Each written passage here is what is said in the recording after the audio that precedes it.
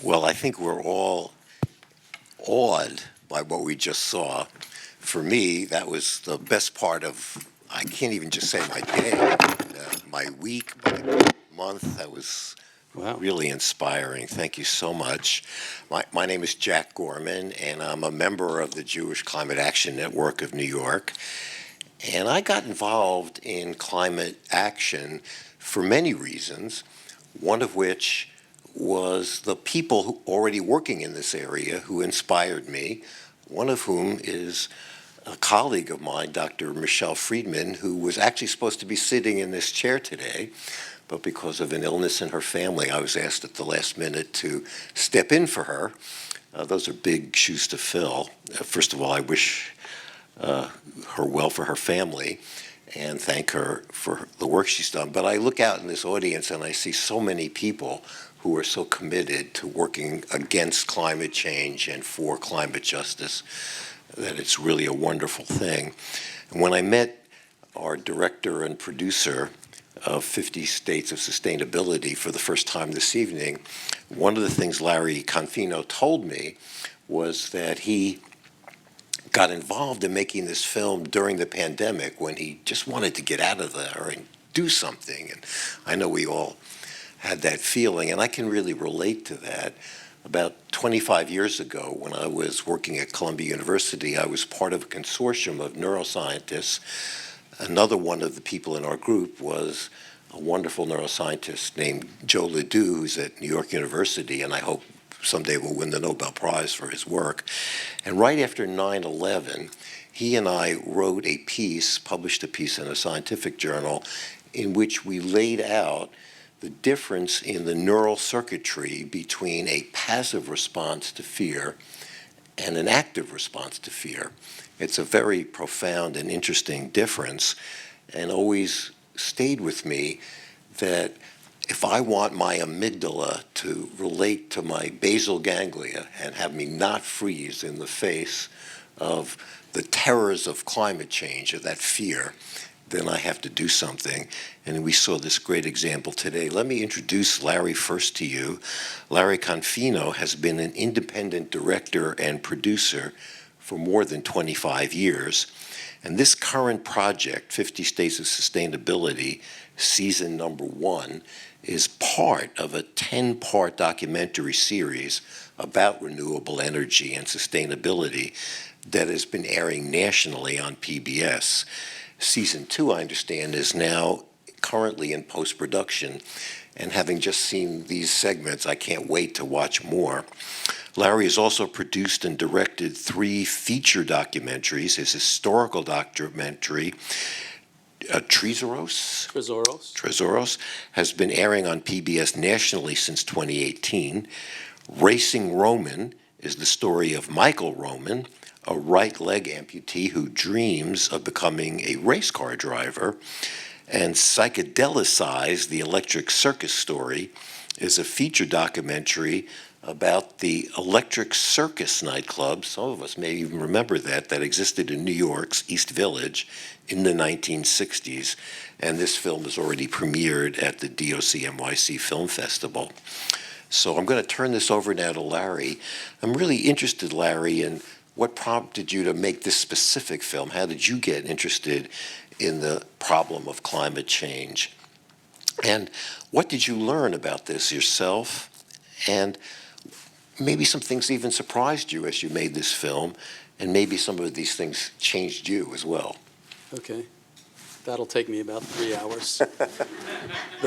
Those questions are really great questions. So I have 21-year-old twins, and what's had time to think about, obviously, during the pandemic is, what could I do as a producer and a director? What could I show them that might motivate them to want to be part of the solution? And we started to make another feature documentary that I thought would really motivate them, that would really make them feel like, hey, I can be part of this. They, during the pandemic, because we spent so much time inside, talked me out of making a feature documentary because as much as they love me, they're not going to watch a feature documentary. They don't have the patience for it. So that's when we kind of pivoted and decided you know what, it'll be even better if we just make short documentaries and package them as half hours. So that was the pivot that we made, and I'm so happy that they talked me out of the feature documentary because it enables us to cover a lot more ground. So at this point, we've shot 40 short films. So you have a lot of viewing to do, Jack. You know, I have plenty more for you to look at. And we drove 35,000 miles around the U.S. to film over the course of about 3 years. We've shot in 20 states, and we just shot a piece in Washington, D.C., so we have 30 more states to go. But we're pretty focused on the idea that we're going to do that. What was the other part of this question? What surprised you as you... What surprised me? One of the things that was really, for lack of a better phrase, life-affirming, was that there were points where I was traveling alone. I didn't always travel with a camera crew. So I was traveling alone, and I ran out of gas in Kansas. And I actually blocked an exit ramp off a highway because I was towing a trailer, and the trailer kind of jackknifed and blocked the whole highway. So, but to make a long story short, people didn't get mad at me. People came around the blockage and wanted to help, you know, and it was an incredible outpouring of people falling all over themselves to help me. I'm a guy they see my New Jersey plates, I'm in Kansas, and it really just, I mean, it makes me feel so good right now just to even tell you about it. Ultimately, guys from the highway patrol came, there were maintenance guys, regular people who were stuck because they couldn't get around me, and ultimately they helped me solve the problem. That was a great example, but just throughout the trip, it was really just made me feel really good that I'm an American. It was very profound to experience that in the course, because we traveled all over the country, and there were examples of that along the way where people realized what I was doing. They were supporting the work, but also people just wanted to help, you know, and that, you know, living in New York where people are too busy to help you with certain things, that was really kind of a beautiful thing. What else surprised me? Just in general, the experience of doing this just made me feel very hopeful. I mean, that's the goal of the series, is that people, you know, we sort of hope the cumulative effect is people will watch the series and they'll say, look at all these bright, driven entrepreneurs. Look at all the incredible things that they're working on. And you can't help but feel hopeful when you're around those kinds of people. And, you know, I feel really privileged to be able to do this and meet all these incredible people, Kyle Clark and the woman that owns the CEO of the seaweed company. You know, these people are just amazingly driven and inspirational people. So, you know, the goal is to make other people feel hopeful, because while there's certainly a need for the doom and gloom, you know, there's just so much doom and gloom we can absorb. So the doom and gloom that relates to this problem obviously is important. Journalists need to cover that.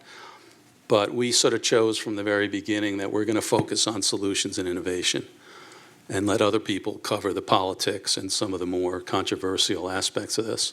So I don't know, is that a surprise? I guess it's a little bit of a surprise, you know, just the way it affected me. It put more gas in my tank. Actually, not gas. More charge. More charge, more of a charge. And so I've never felt more committed to doing anything in my career than this. And it's going to keep going. We're going to keep going. You know, there's so many ways in which these different examples are so beneficial. I mean, just not least of which is the Beta company employs 450 people. So people who are even more now.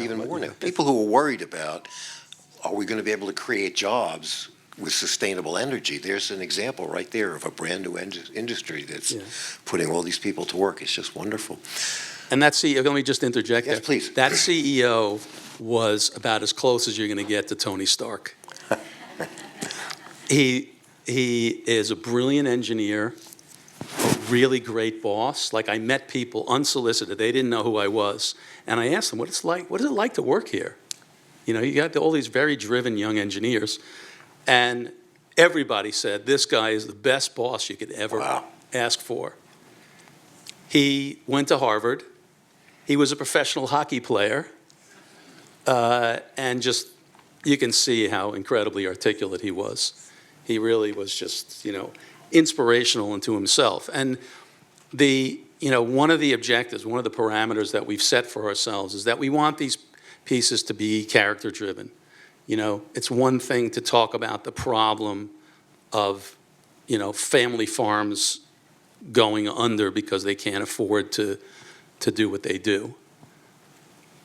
That's a problem, and we're trying to illustrate that. But more importantly, I have this great guy, Byron Kamenek is his name, who's driving all this. This wouldn't be happening.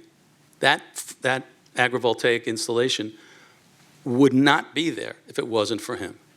So I hope that's coming across to all of you, is that this is about the people that are driving this. C. Briganti, who has the seaweed company, just a very gutsy woman CEO. She's a young woman, and she just was driven to do something about this. You heard Kyle Clark talking about how long he's been at this. Since he was a student, he's been at this, trying to build an electric aircraft.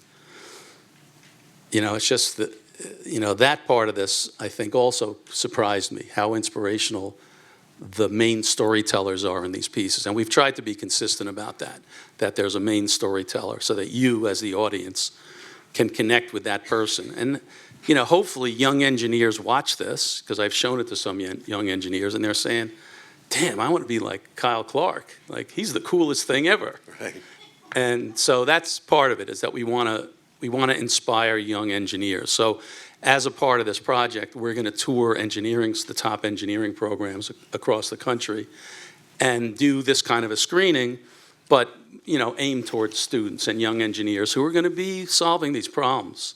They're going to exit their engineering programs, and they're going to be out solving problems. Okay, what's the next part of the question? That was like a three-part question. I'd love to see if anybody in the audience has some questions for you or comments. Looks like great. Plenty of people do, so let's... Okay. And we have a microphone coming around, so... Hello. Now it's on.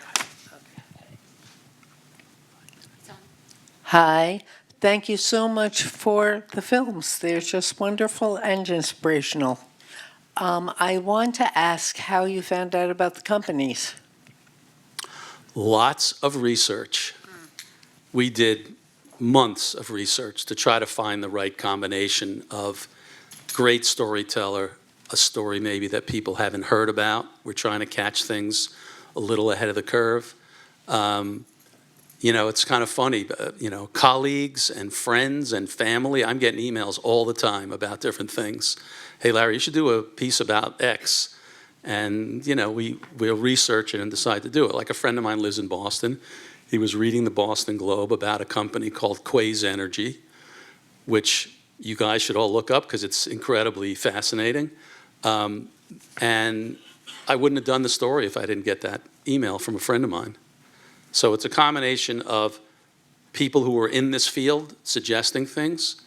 We shot a piece recently about the Red Lake Nation in Minnesota, where they're trying to transition away from any kind of fossil fuel power on their reservation. And I talked to a consultant in Washington, D.C., who said, this guy is amazing. You need to call him up. So his name is Bob Blake, and he's a Chippewa Indian living in northern Minnesota. And he, once again, I have a main storyteller who could drive the piece. I called the guy up. I could tell right away he's going to be an incredible storyteller. So I'm not sure if I've answered your whole question, but that's, it's there. The stories are coming many, many different ways. And we're trying not to just do Google searches. That's, or ask ChatGPT what would make a good story, Trying to avoid that. Let's take another question. Yeah. Hi, I really enjoyed the the innovation, sustainability here. And I'm a retired New York City high school science teacher, and I used to teach my course was environmental research. I used to show a film called Fuel, and the kids were enjoyed it so much. I was just wondering if you had any plans to bring it down to the high school level, to have them gain access to like an educational cut or something. I'm smiling because that's an easy answer. We have an educational distributor called Good Docs. That's actually how I connected here, because I guess they're on the mailing list for Good Docs. So by design, when I pivoted away from a feature documentary, I made it more possible for it to be shown in a classroom setting, because the series is comprised of these short films, packaged as half hours, but to distribute them to high schools and colleges, we broke it down to individual films. So ultimately, by the summertime, there will be 40 short films that are available through Good Docs that are all sort of fall under this umbrella. So it's already there for you. Great. I know you're retired, but but we just shot a piece in New Hampshire, and I interviewed 2 high school students, and they're actually going to kind of beta test some of these films in there. It's a private school somewhere in New Hampshire. I forget exactly the name. But yeah, that's been the objective from the beginning, is that it can be, because we've created short stories, it can find its way into conferences and classroom settings. So, yeah. Let's take one more, I think. Anybody? Yeah. Oh, yeah, the same okay. question. Oh, okay, good. You can come talk to me afterwards. Oh, okay, yeah, I mean, we're trying to create a balance between something that's technical enough to be interesting, but not so technical that it's going to bounce off people's heads. And it's a very difficult, it's a difficult balance, because we don't want it to be too generic. I don't know. Has anybody seen an electric aircraft before? Never, no. So nobody's seen that, Right. so that's a good thing, because we're trying to stay ahead of the curve on that. 2 quick questions. One is, did you fly in the electric plane? I begged. Or was it? I begged, but they wouldn't take me, not right now. I was begging big time. The other question is, you went all over the country. What was it like to go to see projects like this in basically red states? Great question. We did a lot of shooting in California just because there were so many stories in California. But, for example, I purposely wanted to do a piece about, can West Virginia make the transition to a renewable energy economy? So that's the question that we posed at the beginning of that piece. It was really interesting, because you'd think that climate change is a bad word in the heart of coal country. But we found this project, what's the name? Oh, there's an organization called Coal Field Development in West Virginia.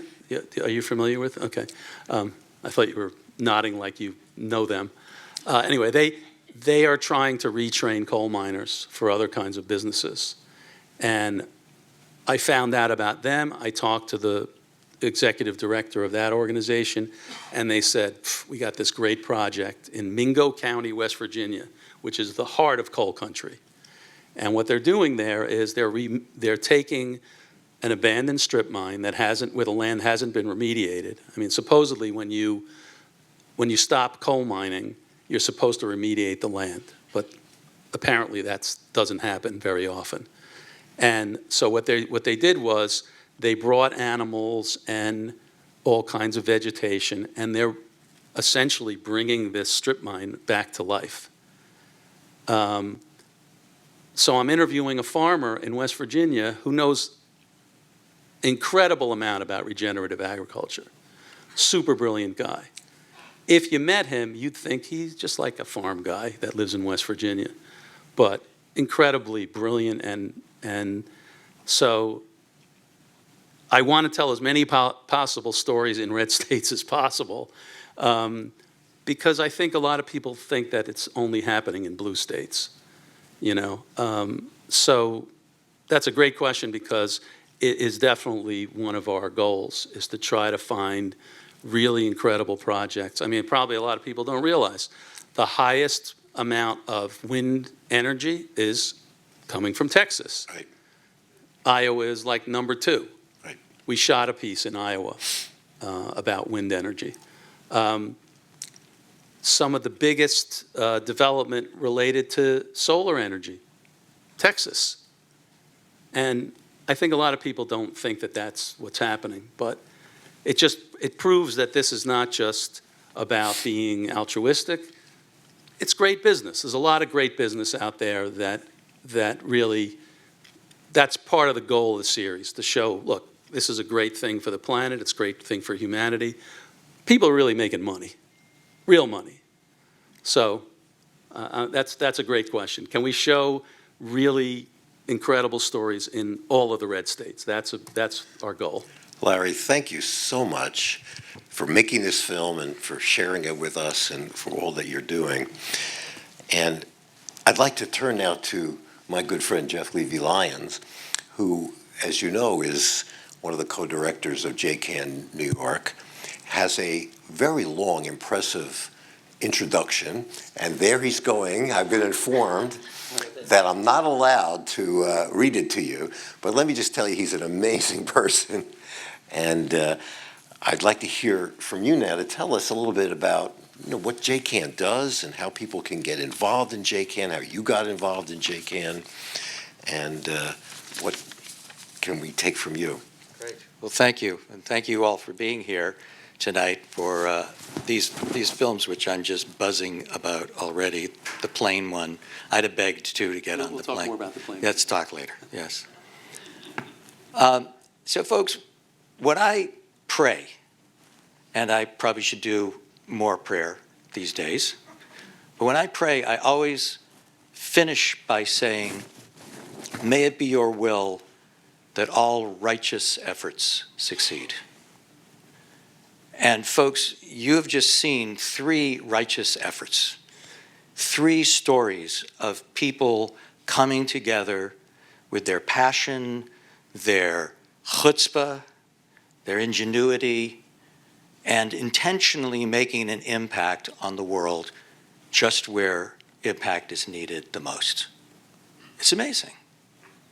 And let's not forget the righteous effort of Larry Confino, who brought these stories amongst many more that are being planned and being created right now. And we're so grateful that Larry staved off retirement long enough to help us stave off our own anxieties and our own fears. It's a great gift that he's continuing to give. Thank you, Jeff. But there is a kind of righteous effort that is absolutely essential right now, and that is sustained collective action. Last night I had the pleasure of hearing Bill McKibben speak just across the park. Bill McKibben, if you don't know, is the great grandfather of climate change activism and a brilliant and prolific writer. And I recall him saying that if you want to make a difference as an individual right now, be less of an individual and join with a group. Create a group, build power through numbers, make your voice louder. And that's what we need now. And that's the core mission of Jewish Climate Action Network, NYC. We do a lot of things, but mostly we want to invite more and more and more of the Jewish community to join us to do sustained collective action. And I want to tell you about that by just giving you our origin story. So in 2014, a number of environmental groups organized a march, a climate march. In fact, they called it the People's Climate March. And it brought 400,000 people onto the streets of New York City. It was amazing. And in the aftermath of that, many of those groups got together and said, there is an appetite for this. People want to see this change happen and they want to be a part of it. It's great to have a march, but I think we need a movement. And so new organizations sprang up. Many joined in coalitions so they could be louder and more powerful. And in the midst of that sort of crucible, JCAN also emerged and came together to say, we'll get the Jews. And so all those groups got together and they decided what was needed was a law in New York State, a law that would mandate the change that was needed. And you know what a mandate is? A mandate is you got to do it because it's a law. You remember when everybody understood that? So they worked to create a law that would have mandates. And the mandates were, you got to get off renewable energy and get onto, we got to get off fossil fuels and get onto renewable energy. You have to bring carbon emissions down rapidly. And you're mandated to also focus on justice, to make sure that the people who have done the least to create the harm are not in harm's way. And it took a number of years of a huge sustained effort. People made phone calls, lots of phone calls. People sent emails, lots of emails. People met with their legislators, their state legislators, either up in Albany or in district. People wrote op-eds to be submitted to newspapers. People went to rallies. People organized marches. And all of that came together in 2019 when the Climate Leadership and Community Protection Act became law in New York City. And JCAN was always in that mix. And we're still in that mix in 2025 because there are new laws that need to be passed. And I'll bet a number of people in this room spent some time just today making phone calls, demanding change on behalf of all of life in this state. And we do that in a community because we're small, we're all volunteer.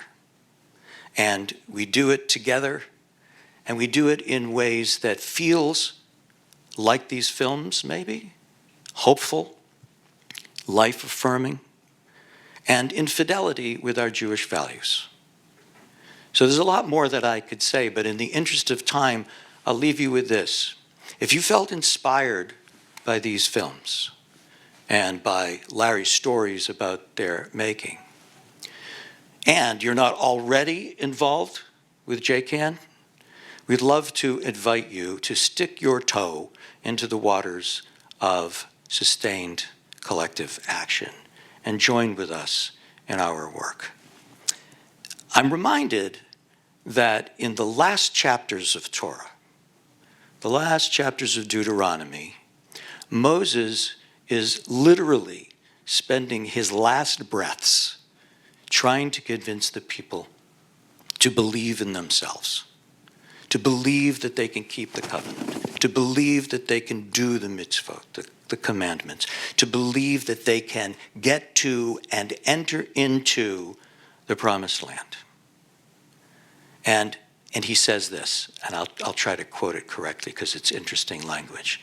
He says, "It is not so far away, up in heaven. The thing is very close to you. It is in your mouth, and it is in your heart to do it." And since I can't top Moses, I'm going to turn it back over to Jack to help you understand more about how you might want to get involved. Well, it does say in Torah, it does actually say in Torah that no one ever again will be able to top Moses, but thank you anyway. You did a great job. And I'm interested. We have really wonderful people in our audience today. I know many of you and hope to get to know all of you.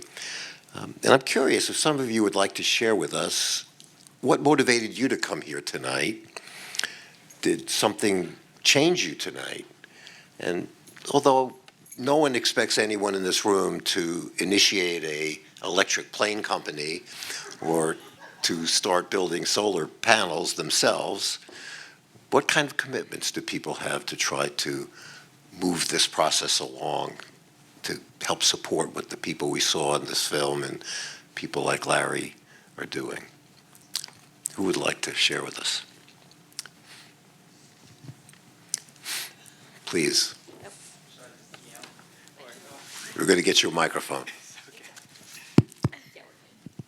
Awesome. Thank you. Super nervous. Great film. I think for me, it is kind of being surrounded by that doom and gloom all the time everywhere else. And I'm lucky enough to work for a company who develops community scale battery energy projects in New York City. So I am like really proud to work with my passion to create a more sustainable future. And I just don't see that very often anywhere else. So when the boss of my company sent the link to this, I was like, oh, I have to come and see what other people are working on. And it really does help to know that my company isn't the only one, that other people care, that other people are doing super interesting and fun things out there. So just grateful. Thank you. That's great. Thank you so much.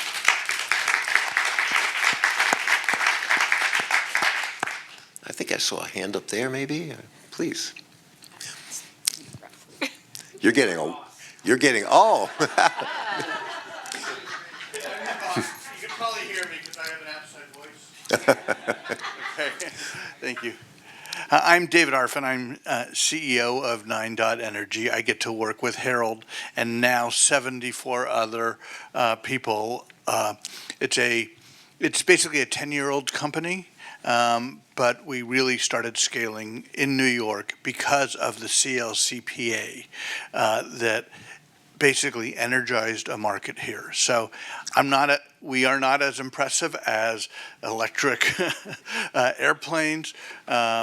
We develop battery storage projects. We make the grid cleaner, more resilient. We are all about reducing the dependence on peak power plants that are located in environmentally challenged communities. And it's a pleasure to be here. I am also a member of the JCC in Palo Alto, and we have a Dayenu Circle in Palo Alto. Wonderful. And it's the equivalent of what we're doing. So happy Earth Day. Thank you so much.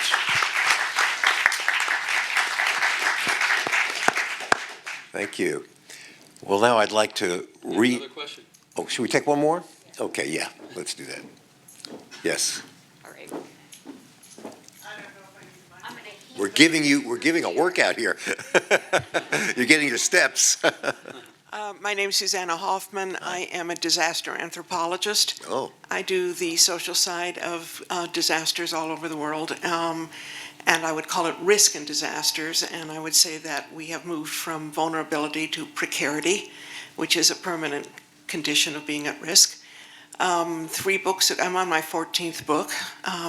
3 books ago was Cooling Down, Local Responses to Global Climate Change. I'm finishing up ones now. Then the main one was The Angry Earth, which has now been asked by Routledge for 3rd edition, which is unheard of, so very gratifying. And now one on the study of isolation, which we're going to, not groups, the anthropology of isolation, because that's going to happen more and more. And and the next one on the deep cultural aspects of displacement and resettlement, which now is over 100,000 people a year, about 1 person every minute and a half. So obviously my work is completely magnified by climate change, the severity, the frequency, the magnitude of disasters. And that's what I do, and I just recently become a member.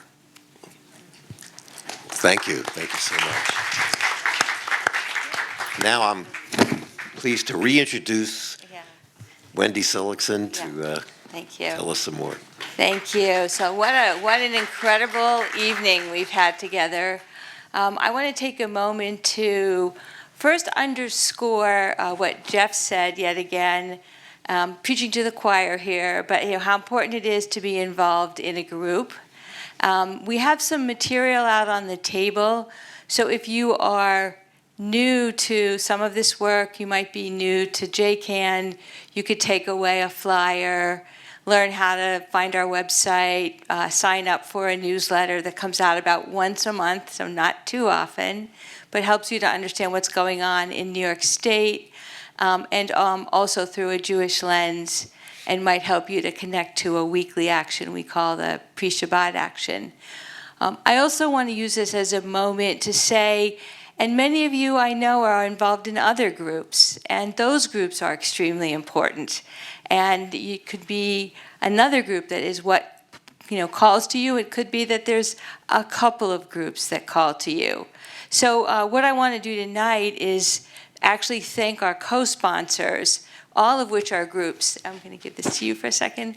All of this are groups that you could be associated with, and we all work together. So first I want to, again, thank the JCC for hosting this tonight and being great partners. We have Adama, which is a national organization, has a Jewish youth climate movement, is focused on Jewish institutions, could help your synagogue. I know there are people here which it has helped your synagogue, and I think there may be some people from Adama here tonight. If you're here from Adama, put your hand up. There's also Dayenu, and so I'm already hearing people who are involved in Dayenu circles focused on your immediate community. We have members of JCAN who are very active in Dayenu. Jack is one of them, many others. Dayenu was worked at a national level, but is now also focusing on the local work, as we need to shift from the federal to the local right now. There's also our friends, our great friends from RAC New York. I know you're here, if you would put your hands up, yes. And RAC New York is focused on the reform movement and have been great partners in working on joint actions and including going to Albany. I'm also going to just very briefly mention the other co-sponsors, the synagogues, especially on the Upper West Side, on Sheikh Hesed, B'nai Jeshurun, and then we have on the East Side, Central Synagogue and Temple Sharei Tefillah, and I know there are people here from Temple Sharei Tefillah tonight, the Social Justice Committee from Brooklyn Heights Synagogue, YCT, the Bronx Jews for Climate Action, and the Jewish Earth Alliance, all co-sponsors and also great groups. So we have the flyer out front. If you wanted to see that list, you could take a picture of the flyer for tonight and the names of those co-sponsors. So with this, what we want to do now is acknowledge that there are some people who have other things that they need to do tonight. It's 8:30, and please feel free to say goodnight. And those of you who want to ask Larry some more questions or Jeff, we do have a little more time to take questions if you'd like to stay. So we'll just give those who need to leave right now a minute, and then we'll pick it up with questions. One more question. Here, how do you get to see other of these? Well, okay, so yeah, I'm going to give you a business card. okay. You can ask me directly, and I'll put you on the path. And Cheryl, do you think we should come down or stay up? Yeah. Yeah. Oh, yeah. Oh, yeah. Just two things as you're leaving I want to mention. One is B'nai Jeshurun is having a workshop on April 29th on the coping with climate from a spiritual perspective. And also, if you're a constituent of Michael Lasher, he's speaking at the next JCAN meeting. And I think what we're going to do is invite those who still have questions to just come on down to the floor.